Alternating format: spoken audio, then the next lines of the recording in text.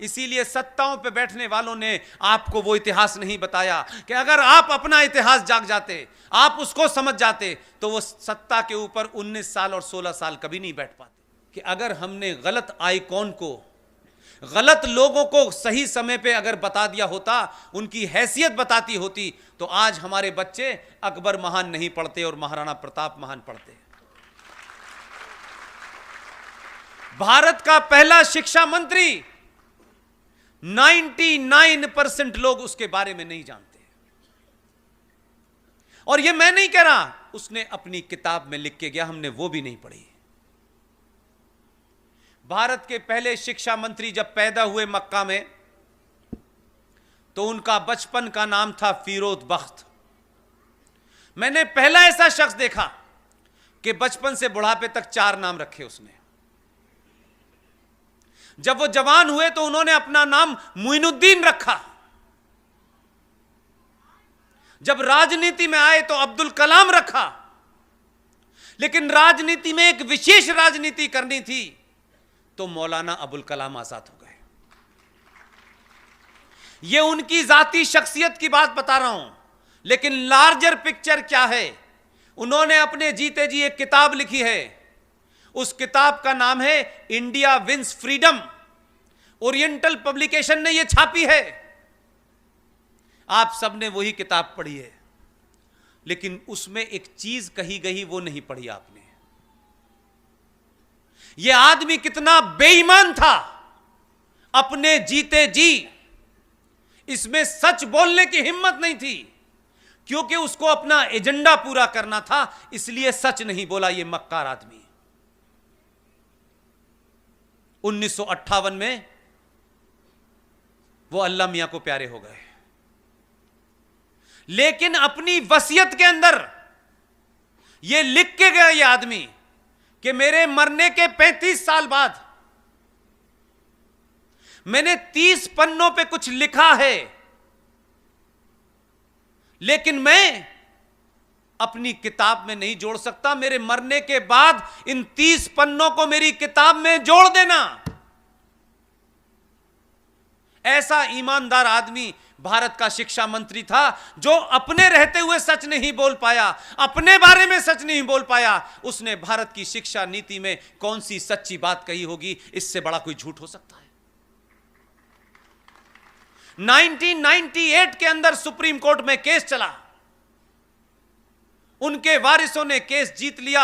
Oriental publication swine ने वो case जीता और वो 30 पन्नों के साथ वो किताब दोबारा से छाप दी मार्केट में। हमारे समाज ने फिर भी नहीं पढ़ी। हम तो बहुत महान मानते थे, क्योंकि मौलाना आजाद ने जिना की बुराई की, कहा कि जिना तुम पाकिस्तान बना रहे हो, ये गलत कर रहे हो।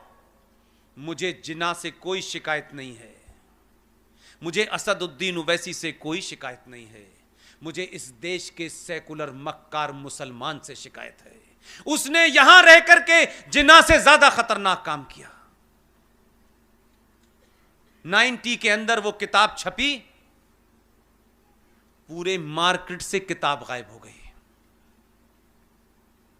जिन्होंने उस पर राजनीति की थी उनको पता था ये किताब अगर गलत लोगों के हाथों में पड़ गई तो हमारा पूरा का पूरा जो सेकुलरिज्म का चरित्र है वो जमीन पे गिर जाएगा। लेकिन मैंने भी सही जगह जन्म लिया है। उस किताब की एक कॉपी मेरे पास भी है। तुमने किताब भले ही इस मार्केट से गायब कर दी हो, 3 साल में मैंने उसको इतना बताया है कि लोगों को पता चल गया ये देश का पहला फ्रॉड शिक्षा मंत्री क्या था। उस 30 पन्नों का जिस्ट इतना ही है कि उसने कहा यह बात मैं कह नहीं सकता, बताना नहीं चाहता, क्योंकि उसका एजेंडा भारत के अंदर सेकुलरिज्म की आड़ में इस देश में आज जो शाहीन बाग बन रहे हैं वो उसकी वजह से बन रहे हैं। 30 पन्नों में उसने कहा Jinnah was right, Nehru was wrong. Nehru चाहते थे कि पाकिस्तान बने, जिन्ना नहीं चाहते थे। यह बात अगर अपने सामने कह देता तो शिक्षा मंत्री नहीं बन पाता। तो भारत की आने वाली जनरेशनों को जिस तरीके से आज वो एक रास्ते से उतर गई हैं जिसकी वजह से स्वामी जी से लेके हजारों लोगों को, हम लोगों को रात में जग जग के सही बात बतानी पड़ रही है। वो नहीं पड़ती अगर ये बात ना होती तो। ये वो खतरनाक लोग थे जो भारत में रहते हुए ये कहते थे सब कुछ मिल जाएगा, क्यों जा रहे हो, तुम्हारी जितनी हसरतें हैं, जितनी ख्वाहिशें हैं, यहां रह के पूरी हो जाएंगी। पाकिस्तान बड़े सोच के बना था जो यहां रह गए थे। 1946 में पाकिस्तान बनने के लिए मुस्लिम लीग ने वोट मांगा। 475 सीटों में से मुस्लिम लीग को इस देश के मुसलमानों ने 425 सीटें दी। सारे देश का मुसलमान पाकिस्तान चाहता था, लेकिन कितने समझदार लोग थे, पाकिस्तान बनने के बाद यहां से गए नहीं।